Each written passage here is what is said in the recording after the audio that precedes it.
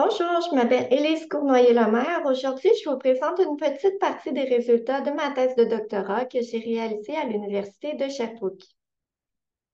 Les jeunes adultes en situation d'itinérance qui consomment des substances psychoactives que j'appellerai SPA fréquentent peu les services. Ils s'appuient plutôt sur des ressources personnelles pour favoriser leur bien-être. Ces ressources sont peu connues, mais selon la littérature, la musique est très importante pour les jeunes en général parce qu'elle permet de répondre à plusieurs besoins liés au bien-être.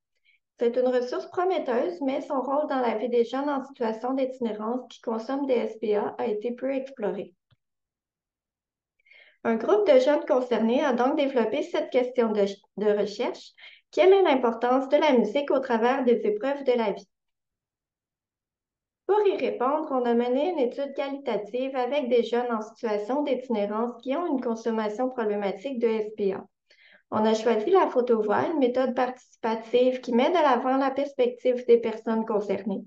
Donc, un groupe de 4 jeunes d'environ 25 ans, comprenant 2 hommes et 2 femmes, a participé à 5 rencontres. Dans la première, on a développé la question de recherche. Les jeunes ont ensuite eu 2 semaines pour prendre des photos dans leur propre environnement pour y répondre. Dans les deuxième, troisième et quatrième rencontres, on a eu des discussions pour analyser et interpréter les photos. Ces discussions ont été enregistrées, transcrites et ont fait l'objet d'une analyse thématique.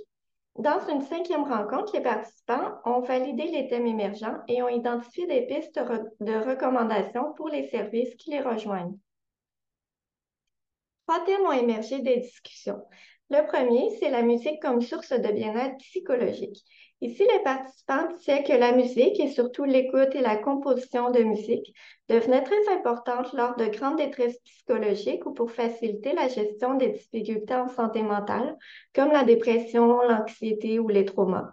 Plusieurs rapportent même qu'elle leur avait sauvé la vie en facilitant leur capacité à surmonter des expériences difficiles. Le deuxième thème, c'est la musique comme ancrage malgré l'instabilité. Selon les jeunes, l'instabilité qu'ils vivent peut être empreinte de sentiments de perte de repères et de manque de contrôle sur sa vie. Puisque la musique est omniprésente dans la vie de plusieurs jeunes, ils la considèrent comme étant un des éléments qui restent stables malgré leur contexte de vie instable. En ce sens, des jeunes ont rapporté que la musique constitue un point de repère vers lequel se tourner pour reprendre contact avec la réalité. Le troisième thème, c'est la musique comme acte social contre les injustices et la stigmatisation. Dans une perspective plus communautaire, qui est surtout liée à l'identification à une communauté musicale et à la composition de musique, des jeunes ont rapporté que la musique était une façon d'avoir une voix et de s'engager socialement. La musique, c'est aussi un moyen de dénoncer les injustices et la stigmatisation et de sensibiliser la société aux enjeux vécus afin d'entraîner des changements positifs pour leur communauté. Le fait de s'engager socialement à travers la musique contribue aussi à changer le regard que pose la population générale sur les jeunes en situation d'itinérance. Cette étude pourrait guider le développement d'interventions qui tiennent compte des capacités, des forces et des intérêts des jeunes, notamment en facilitant l'accès à différentes formes d'activités musicales, afin qu'ils aient un plus grand pouvoir d'agir sur la promotion de leur bien-être personnel, mais aussi sur leur capacité à amener des changements positifs dans leur communauté. Finalement, je remercie les organismes subventionnaires qui ont contribué à financer ce projet. Et n'hésitez pas à m'écrire au courriel indiqué au haut de la fiche si vous avez des questions.